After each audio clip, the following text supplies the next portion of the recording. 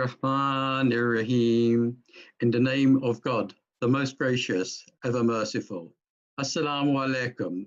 May peace and the blessings of God Almighty be upon all of you.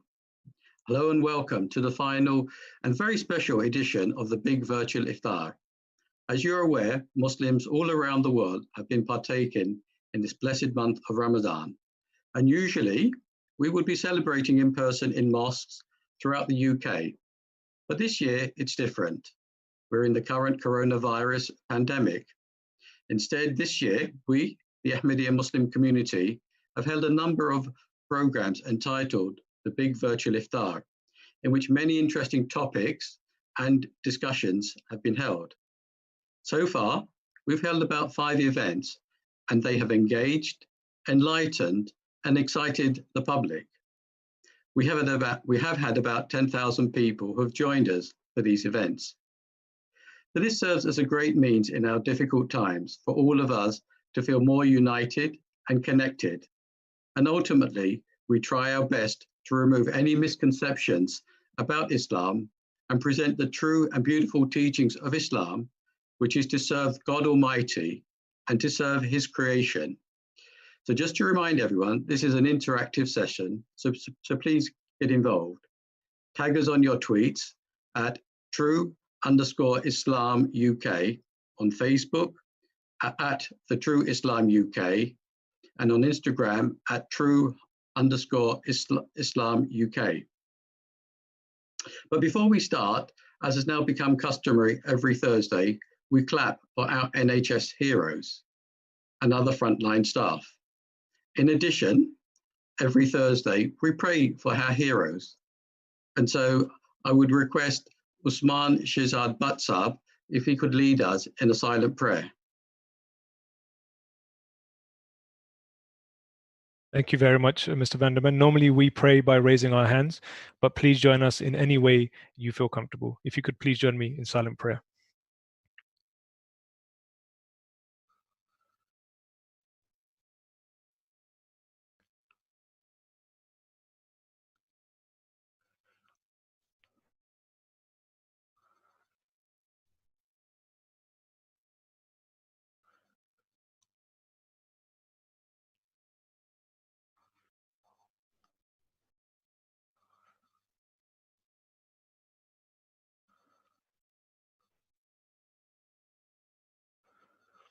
Ameen.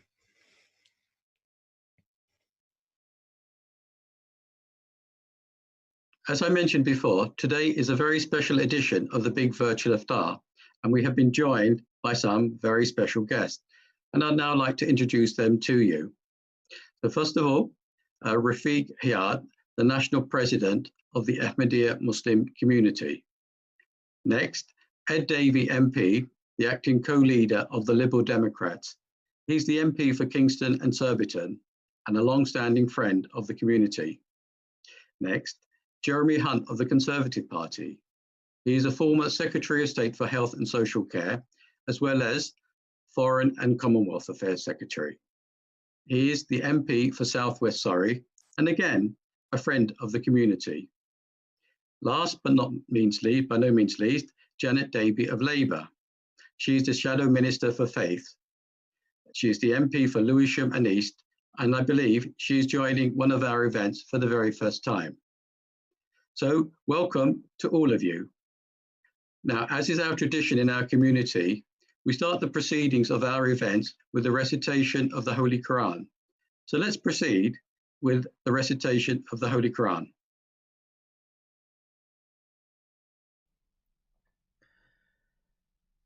أعوذ بالله من الشيطان الرجيم بسم الله الرحمن الرحيم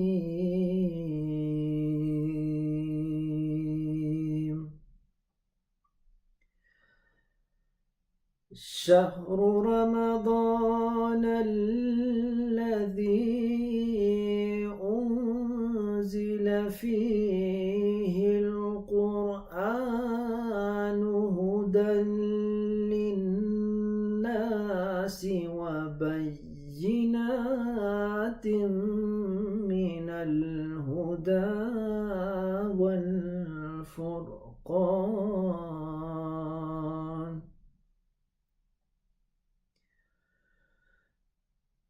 فمن شهد منكم الشهر فليصمه ومن كان مريضا أو على سفر فعدة من أيام أخر يريد الله بكم اليسر ولا يريد بكم العسر ولتكملوا العدة ولتكبروا الله على ما هداكم ولعلكم تشكرون.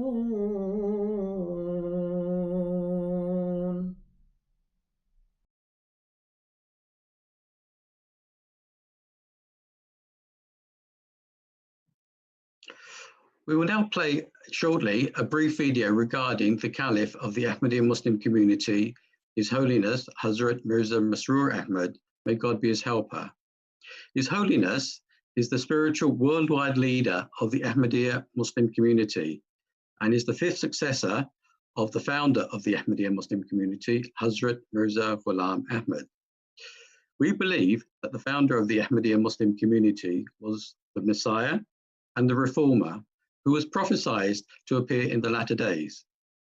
Caliph literally means successor, and his role is to carry on the work of the Messiah, which is to bring people closer to God and to serve humanity. For those who are not familiar with the term, it's similar to the Catholic Pope. So the Caliph, in one sense, could be described as the Muslim Pope. So let's enjoy the video.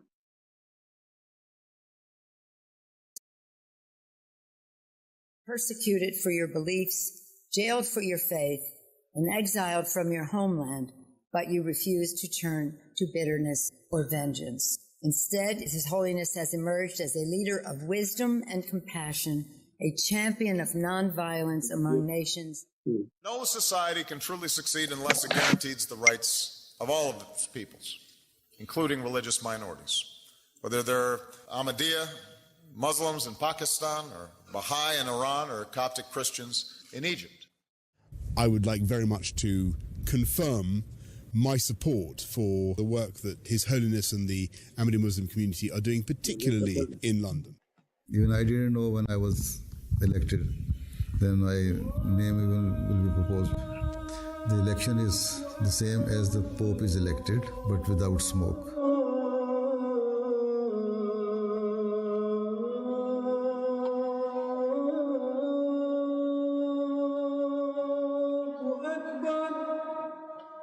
I know you are a regular visitor and speaker to parliaments and assemblies around the world, whether it's the US Congress or the European Parliament. Let it be clear that I am not speaking in support or favor of any particular individual country. What I wish to say is that all forms of cruelty, wherever they exist, must be eradicated and stopped, regardless of whether they are perpetrated by the people of Palestine, the people of Israel, or the people of any other country. In this, we are allied with His Holiness, a courageous champion of religious freedom and of peace. I'm very glad that the movement like yours will do something to correct this image. Islam means peace. I should thank Your Holiness for your highly enlightened sermon, not only for the Ahmadis, but I would say for all mankind. Love for all and hatred for none. And this message not only for Muslims, but for everybody. You are a man, though of humble beginnings, your leadership has made you a figure of global prominence, and you have become a guide for millions of Muslims worldwide.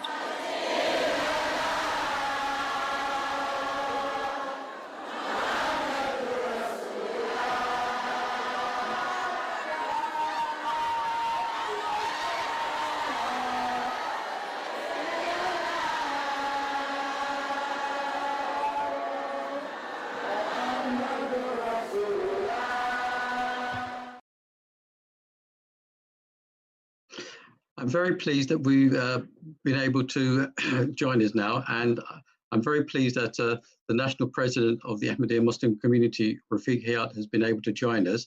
I apologize, Mirsad, we had some technical issues in connecting you, but I'm extremely delighted that you're now able to join us. So thank you very much. So without any further ado, can I pass you on to our National President, who will now address you on the purpose of Ramadan in the context of serving humanity.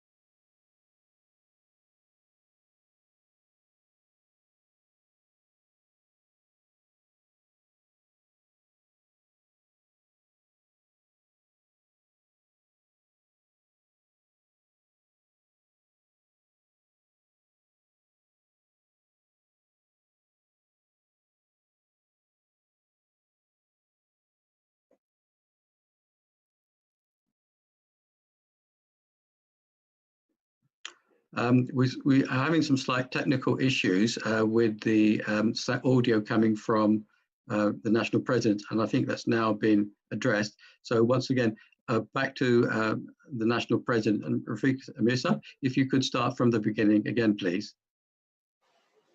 We, the Muslims, believe that Allah the Almighty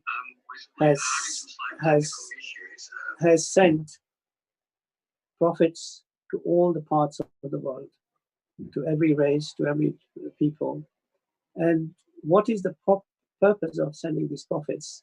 The fundamental purpose is so that we can create peace and harmony in society, and how we can have our relationship with our Creator.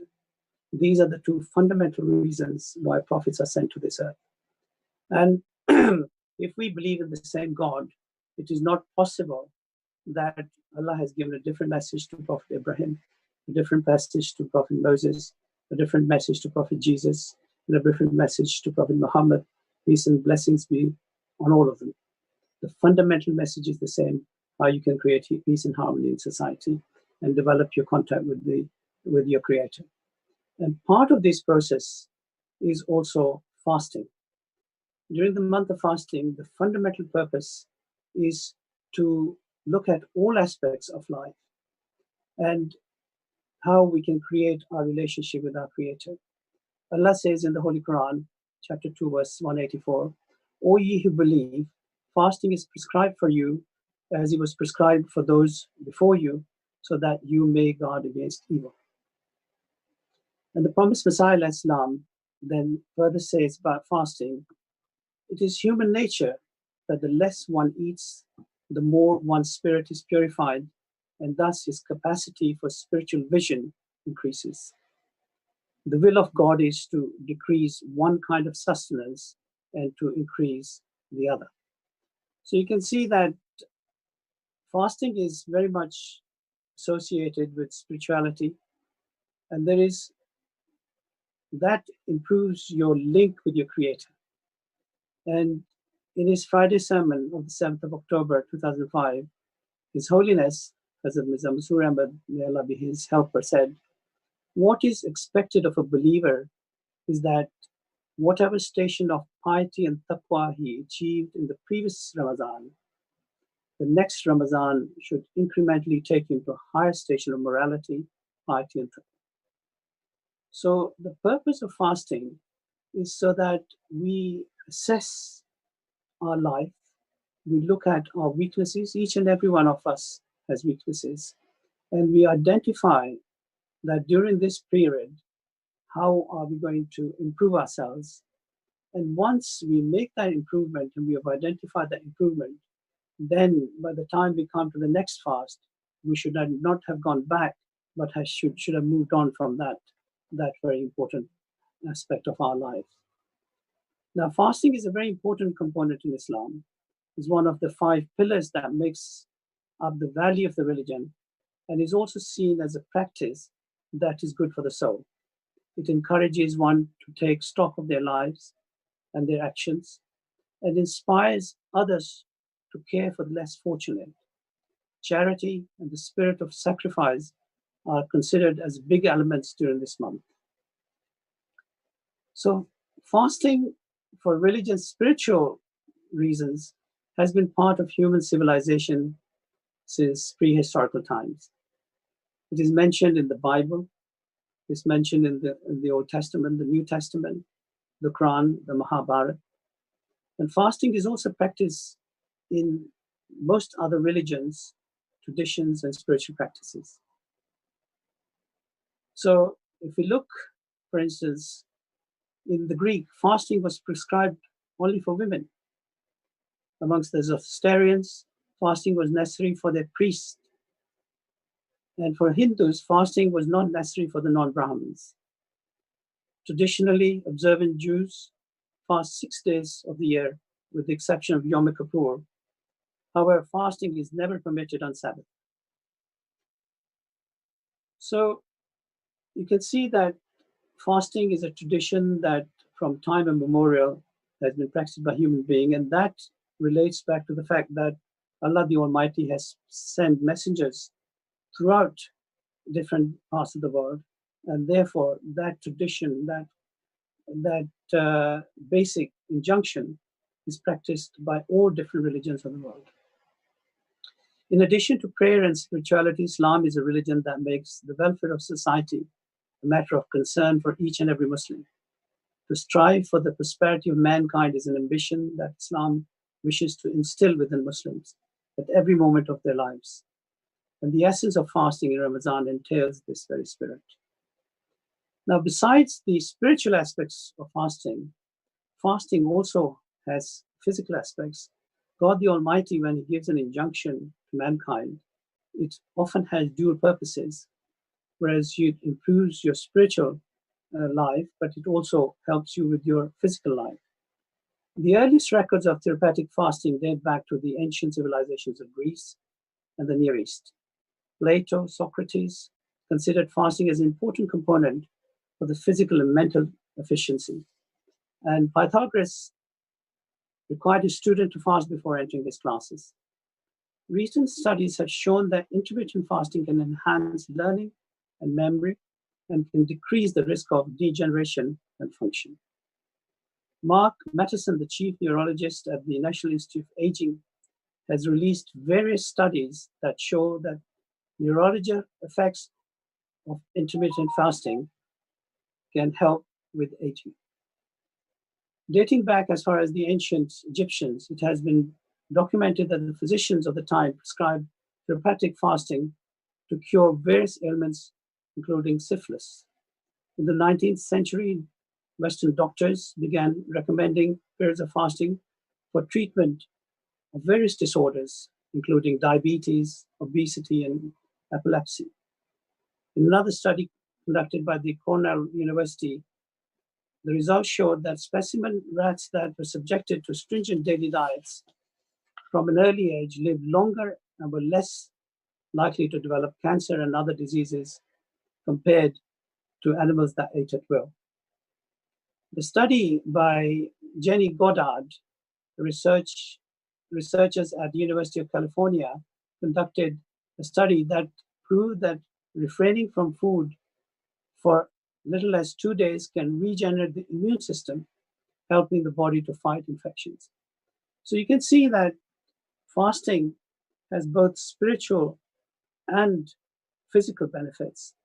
But during this month of fasting, and especially during this period when we are going through the coronavirus crisis, we must not forget those people who are less fortunate than us, those people who are sick, those people who haven't got food, who are going hungry.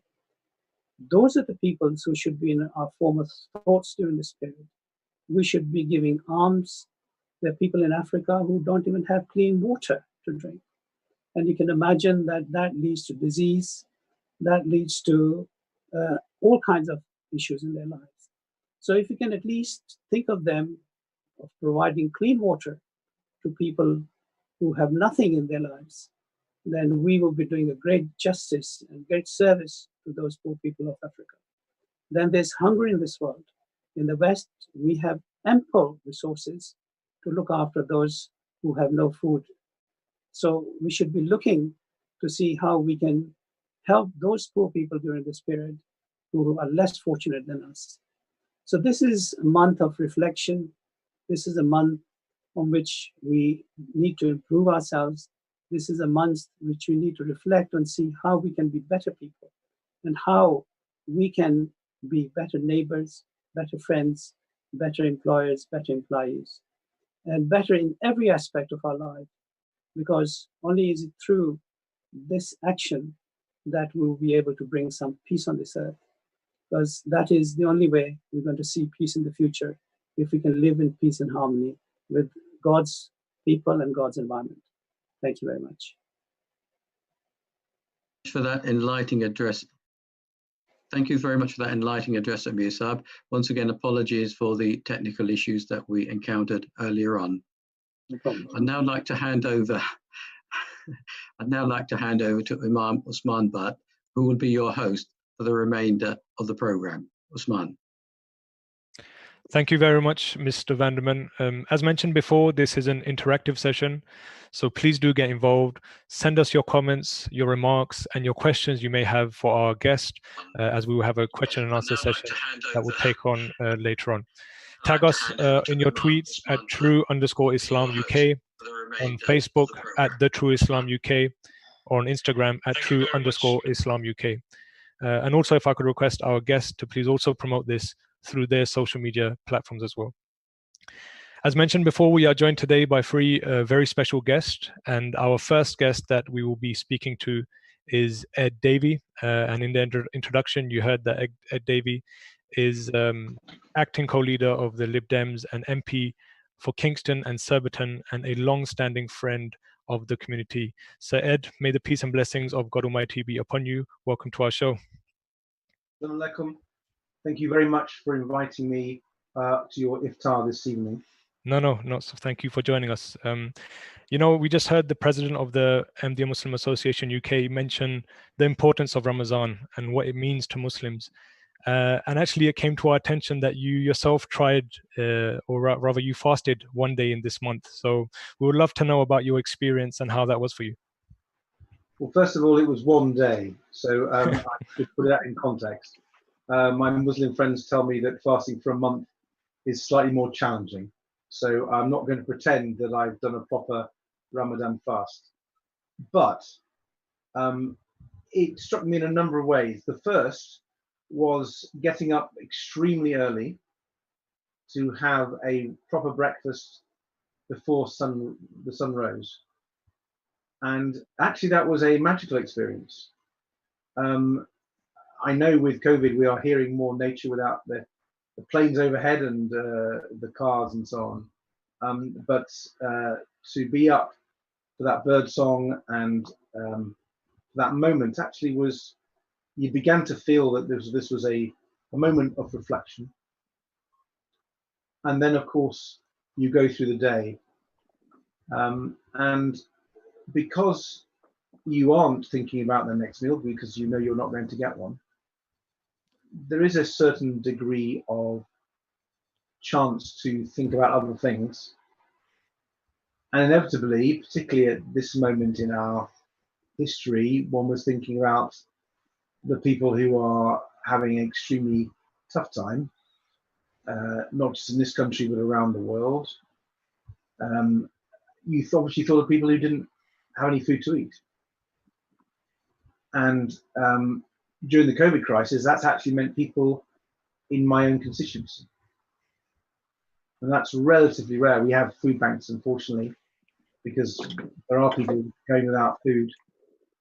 But those food banks in my constituency, I'm sure across the country, are now being visited by many, many more people. And one's had to work with the council, with the voluntary sector, and with amazing community support, including from the Ahmadi community, to make sure that people who were isolating were able to eat. And actually, during that fasting of on that one day of Ramadan, that brought it home to you that people, what it's like to be without food. Would you say then, after everything you've just mentioned, you've shared your experience with us, and keeping in mind the situation that we're going through today, you're right, fasting is definitely a tool that enables you to be more sympathetic towards others. Would you say then this practice has also made you feel that you can maybe connect better with non-Muslims, being that you've practiced one of their kind of teachings? I think so. I like to think so. But through a lot of friendships I have with the Muslim community here in the UK, and with the Ahmadi community probably in particular, I like to think my journey in understanding Islam is certainly gone past the first stage.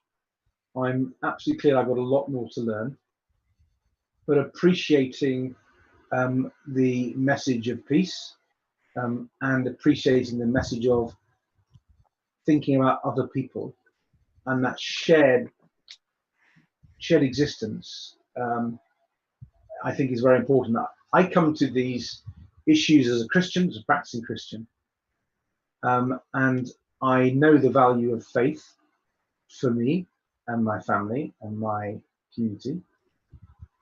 And I think when one understands another faith better, what you realize is what you have in common and how much you share.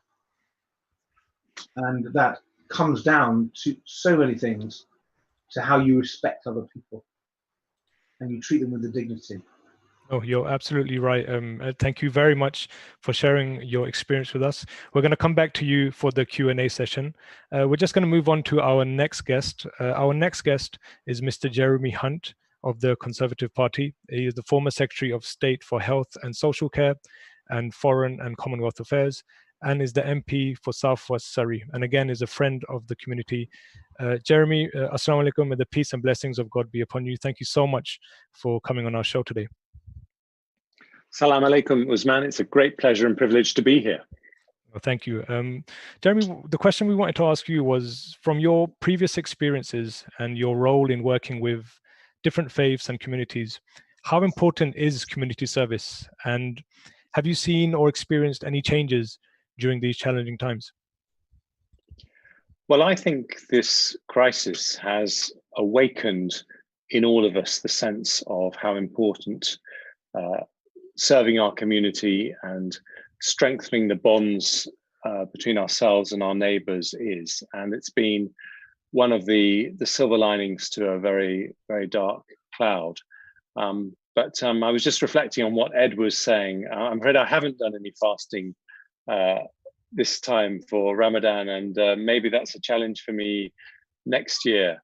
But the single most moving moment I've had relating to Ramadan was a photo I saw in The Guardian a couple of weeks ago. And it was a family having what looked like a picnic in the wreckage of their house in Syria. And in fact, it was their own house that had been completely bombed to pieces. And they were breaking their Ramadan fast in the wreckage of this house. And it was an extraordinary sight to see that. And I think it just reminds us how much suffering there is in the world, even outside coronavirus. Indeed, part of that is issues around religious persecution, which are things that I dealt with when I was Foreign Secretary. Yeah, I mean, you're absolutely right. One of the key themes of this month is sacrifice, and I just want to move on to our next point, keeping this theme in mind, that the NHS workers and the frontline workers, we've seen that their spirit of sacrifice has been amazing, and even today we started our program of praying for them and remembering them in our prayers. But how important do you think this is in this day and age, to keep, or rather to inculcate, this spirit of sacrifice into our daily lives? Well, I think the last 70 years, really since the Second World War, has seen a paradox where humanity has become wealthier than it's ever become. We live longer than we've ever lived. There are fewer people dying in conflicts than have ever died before. And really our lives have been completely transformed compared to the lives that our grandparents lived in that period. But the price of that has been sometimes that we forget some of the things that they really never forgot, because they had stronger communities, stronger family ties. Work was there, but it wasn't all encompassing in the way it is now. And I think sometimes, when you have a moment like Ramadan, it makes you stop and it gives you perspective. But I think in a way, coronavirus has made us stop as a society and given us perspective. And I don't know about you as men, but I found this homeschooling thing to be quite a nightmare. But I actually have really loved being around my kids an awful lot more than I would have been. And I think it's reminded me actually that to have really strong relationships, you actually do need to be with people. And sometimes when you have busy lives, you can forget that. No, you're absolutely right. I mean, they say that overnight parents have become teachers, and I think this is something that everyone across the world is sharing. It was going through this experience. Thank you very much, Jeremy. We'll come back to you for the Q&A segment, and we're now going to move on to our final guest of the evening.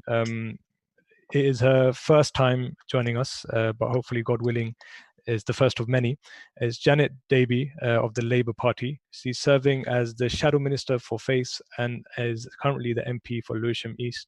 Janet, Assalamu alaikum. May the peace and blessings of God be upon you. Thank you so much for joining us today.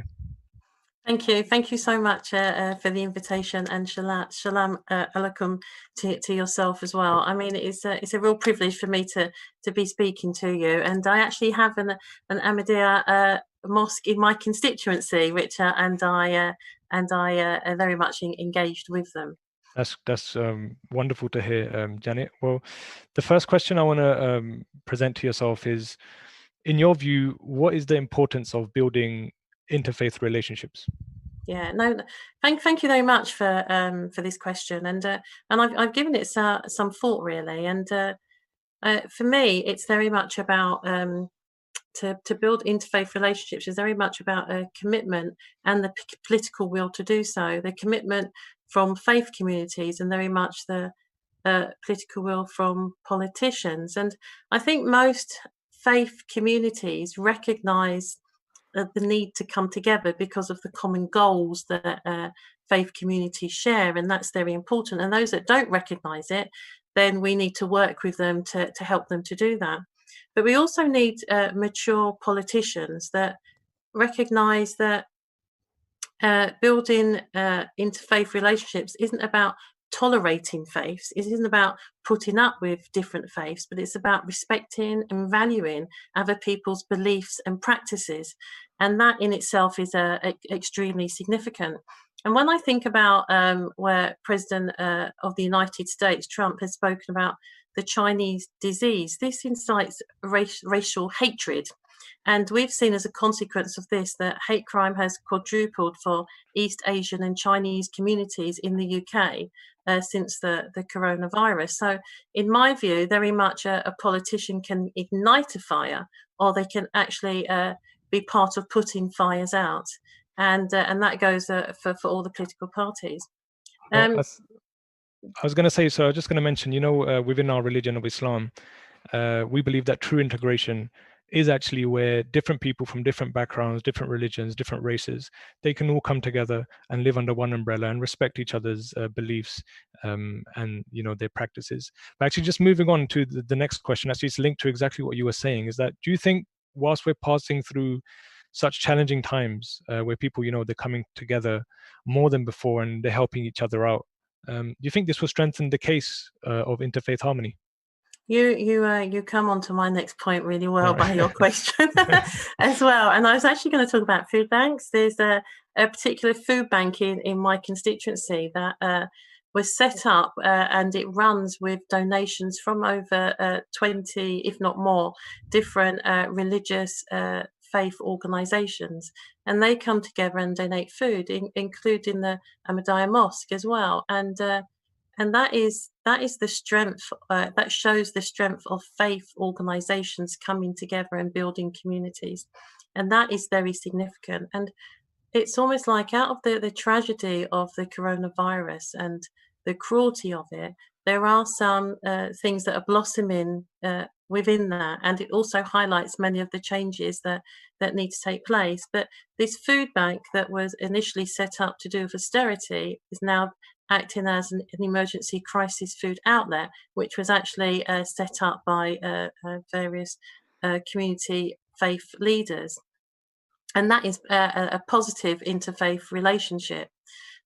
In my own borough of Lewisham, we have what's called a walk of peace, and it's where loads of different faith groups and organizations came together. That's Tamil community, Jewish community, Christians, Muslim, Catholics, Methodists, Pentecostals, Evangelicals, Baptists, and so on, have all come together, and there is a yearly walk of peace that takes place.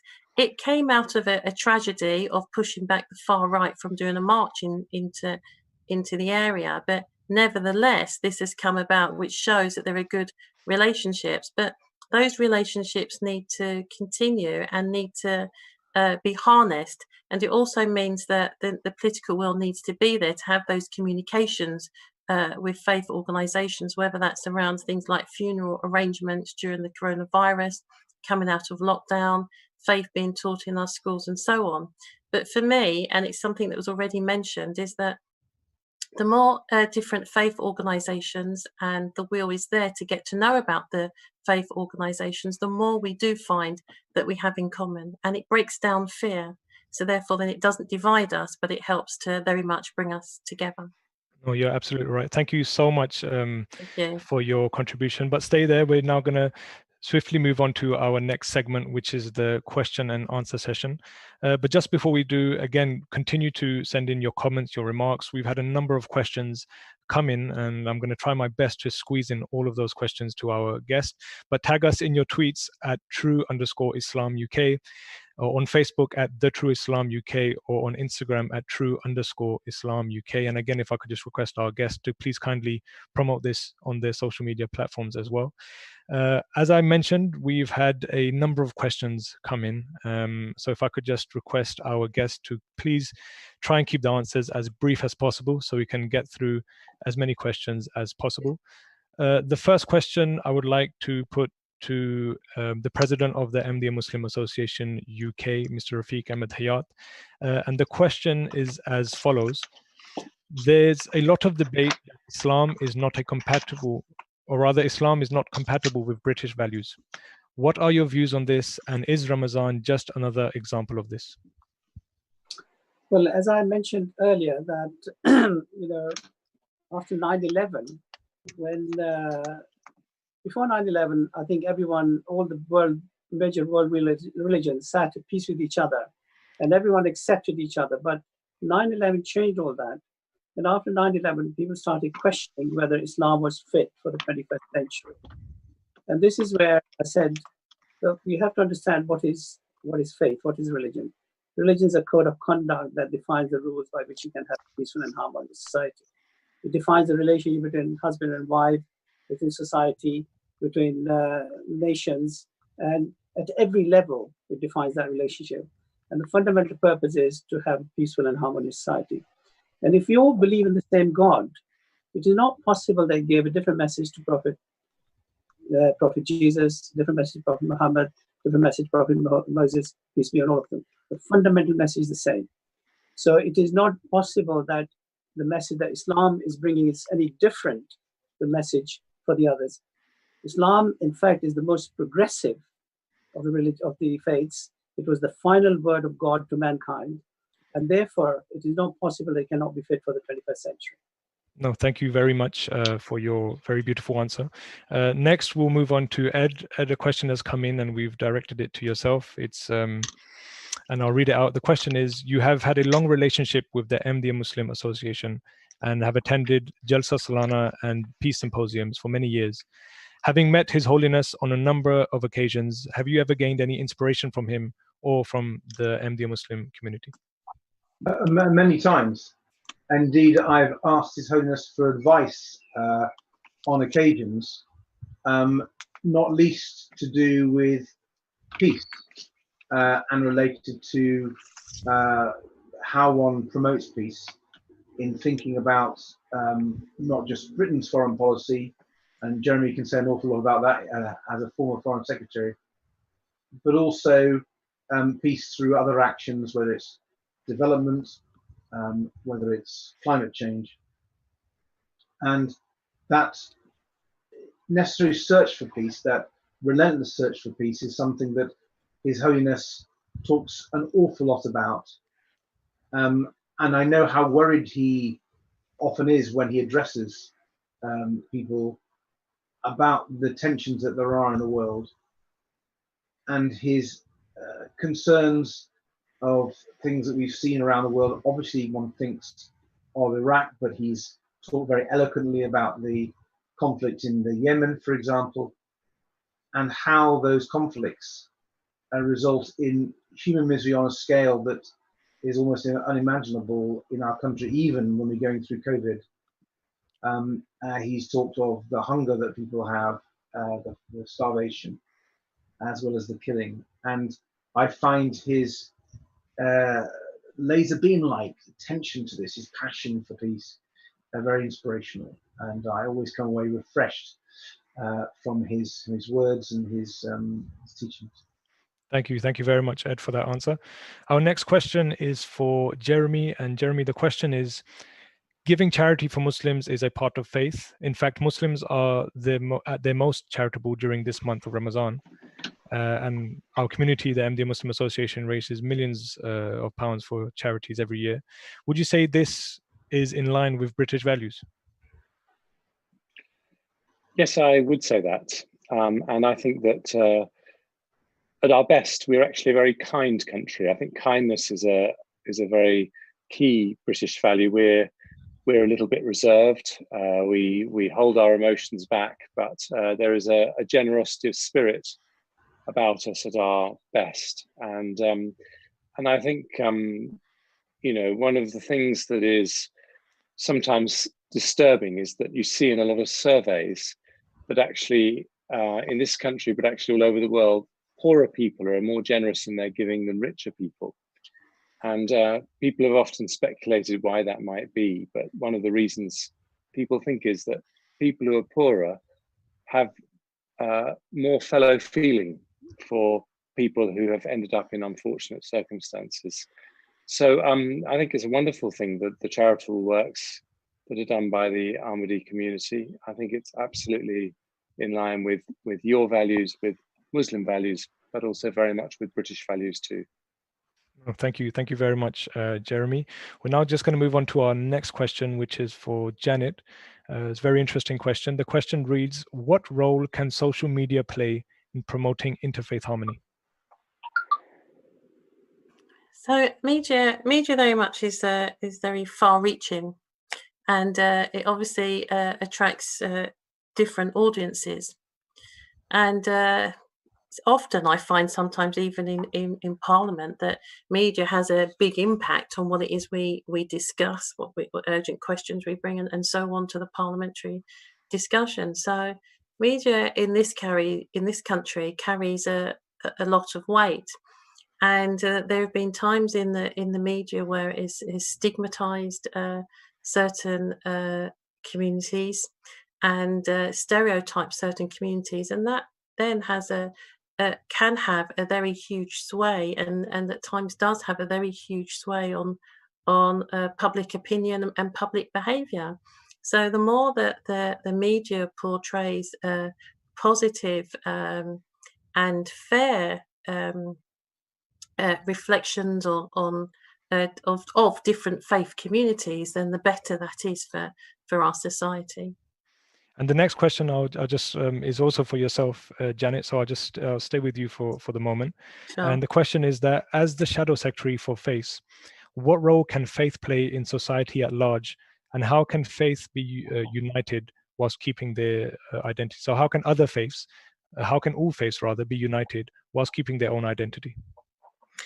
I mean, one of the lovely things that you've said and the religious leader has said is about the energy that you have to embrace all faith groups and to respect all faith groups, and that is really important. And it is important for different faith groups to come together and to discuss and to have those conversations. If we look at local authority, they have a meeting which is called a Sacri committee, and that often looks at what's the religious teaching that's going to take place in schools. That is a good place for different religious groups to come together, and humanists as well, to come together to have those discussions, to see what should be taught in schools.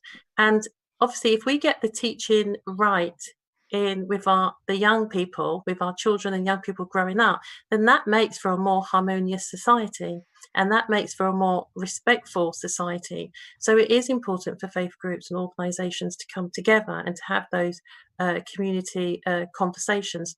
I've got one coming up where it's been organised by the chair of the interfaith group within Lewisham, and I will be listening to the different faith organisations and listening to what they're saying their issues are, where they would like to impact policy or changes, or where they would like me to make a difference for them. So for me, it's very important that we communicate and listen to faith organisations, but also it's all about valuing them and beliefs and respecting those as well. It's very important. No, thank you very much for that answer. So we have a number of questions, but I think time only permits us to squeeze in one more, and I would like to present this question to Mr. Rafiq Ahmed Hayat. And the question is, how have you overcome the difficulty of lockdown, keeping in mind Ramadan is traditionally a time when the mosques are the hub of togetherness and spirituality for Muslims all over the world? That's a very good question. In fact, I think lockdown has helped Muslims throughout the world, because what it's done is it has given us a lot of time. And with that time, we have been able to spend time, one, with our families, which is very important, because I think we had lost that bonding with our children and everything. But more importantly, it gave us time to create our relationship with our Creator, to supplicate to Him. So that time that we have had during this lockdown has helped us in our spiritual uplift during this period. So it's been very good for all of us. Okay, thank you very much for that answer. I believe we have time for one more question, and this is for Jeremy, and I believe it's a question from your local resident of your constituency. And the question is, how has the Caliph's move positively impacted the local area? Well, it's been an enormous honor for us in Southwest Surrey to have the Caliph here, and I was very honored to go and visit him towards the end of last year. And so we're delighted to have him. And I have to say that, I think what has been so impressive is that we have a large Muslim community that has integrated extremely successfully with the people of Southwest Surrey. You couldn't be more welcome or a more important part of the community. Not least the children who are in our schools, and so we're delighted to have the honor of having the Caliph living amongst us. Well, thank you very much to all of you for answering those questions. Thank you. But don't go anywhere yet. You're going to have to come back after the Iftar prayer for the final remarks. But as you're all aware, we are now approaching the Iftar time. And Muslims begin their fast at dawn and they end their fast at dusk. And normally, when you hear the call of the prayer for the early evening prayer, this is an indication that we may open our fast. Now, it was tradition of the Holy Prophet, may peace and blessings of God be upon him, that he would open his fast with dates and water. And we, out of love, keep that tradition alive and also open our fast with dates and water. Again, like I mentioned before, please join us after this next segment, which you're going to go to the call of the prayer. But please come back after the call of the prayer for the closing remarks. Also, continue to send in your comments, your remarks, and your questions. Sorry, not your questions. The question answer session is now finished, but rather more your comments and remarks. Tag us on Twitter at @true_Islam UK, or on Facebook at the True Islam UK, or on Instagram at @true_Islam UK. Before I go to the call to prayer, I believe we still have a couple of minutes. So I've been told we can fit in one more question. So I will pose this question to Ed if he's still there. Yes, I am. Yeah, hello. Okay, thank you very much. Ed, the next question I want to ask you, we only have a couple of minutes left, is how important do you think it is to reach out to the public to build cultural understanding? And do you think breaking bread like together, even if it be virtually like we're doing today, can help build bridges across communities? I think it's essential. We have an amazing country. We should be very proud of the diversity. We should be very proud of the fact that people of so many religions live together, but we can't be complacent about it. And therefore, making that effort to talk to each other, get to know each other's religious beliefs, their practices, their culture, I think is a really important part of keeping our society the successful one that it has. And let's be honest, there are challenges where some people don't always do that and aren't interested in doing that. And I think as political leaders, as Janet said, we need to play that role, and it's a critical role in community leadership. I have to say the Ahmadi community makes it so easy because you're so welcoming. So thank you very much.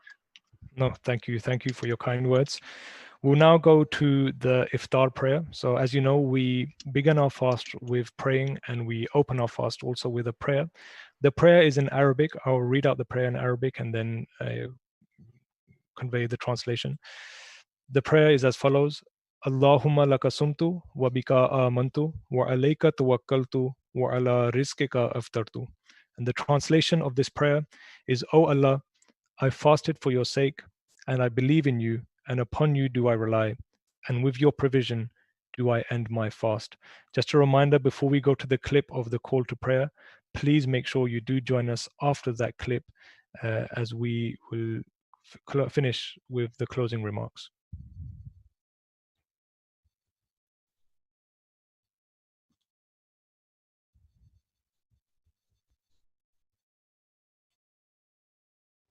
Allahu Akbar, Allahu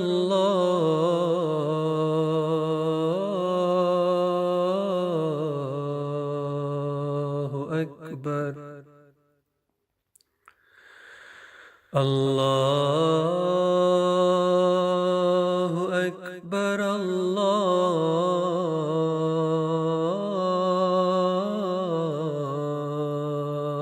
Akbar. أشهد أن لا إله إلا الله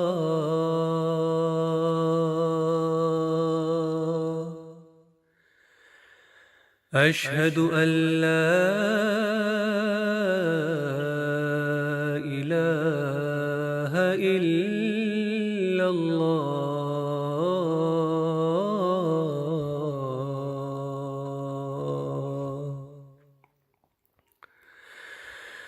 أشهد أن محمدًا رسول الله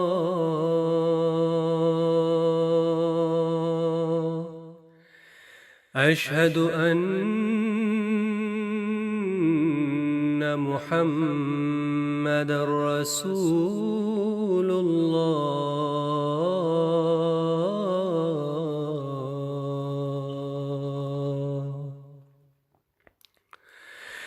حي على الصلاة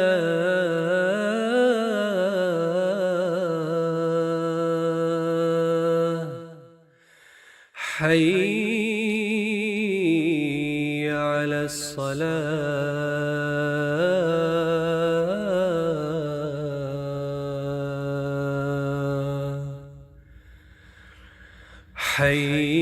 حي على الفلاح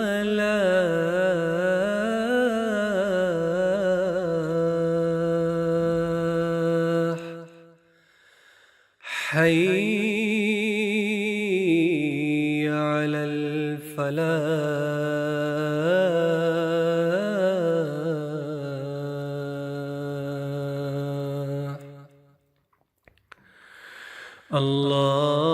الله أكبر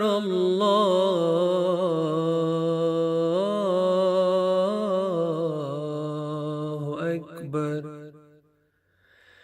لا إله إلا الله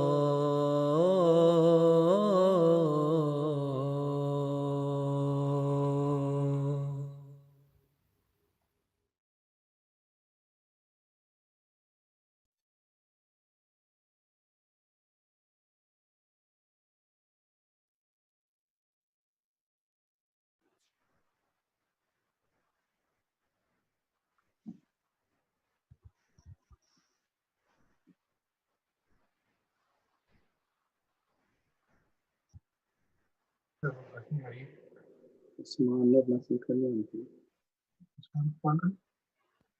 sorry, there seems to be a technical difficulty. I hope you can hear me now. As I was mentioning, I'd just like to take this opportunity to thank all of those people who have joined us for today's special edition of the Big Virtual Iftar. We have come to the end of the show, but before we finish, I would just like to go to our guests for their final remarks, keeping in mind that the month of Ramadan is now coming to an end and we will be celebrating Eid this coming Sunday. So if I could please also request for them just to keep it brief, and we will start with Janet. Thank you very much once again for inviting me to come and speak to you at this very special time and to celebrate this with you. And I'd just like to say that there is a richness in faith communities coming together because we share common goals. Thank you. Have a good evening. No, thank you very much. Next, if I could request Jeremy. Thank you very much, Usman.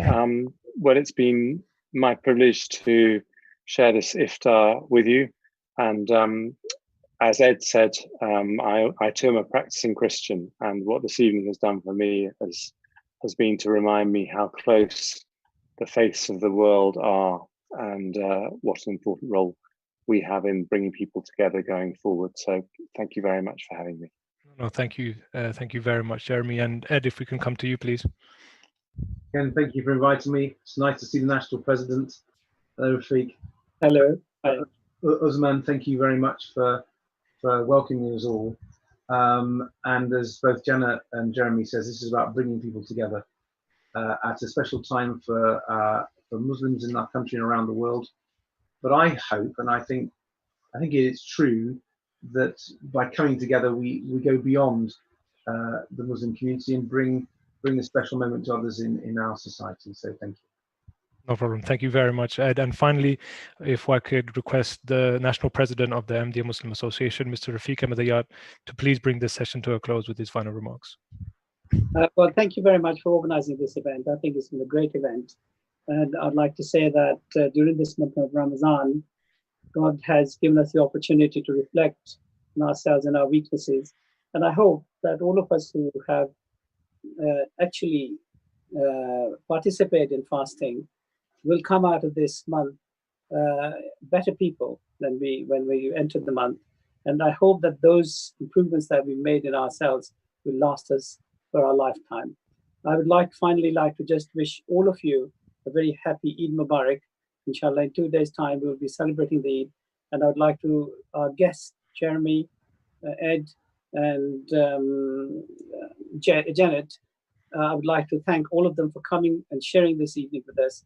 May God bless you all, and may God give you good health and long life.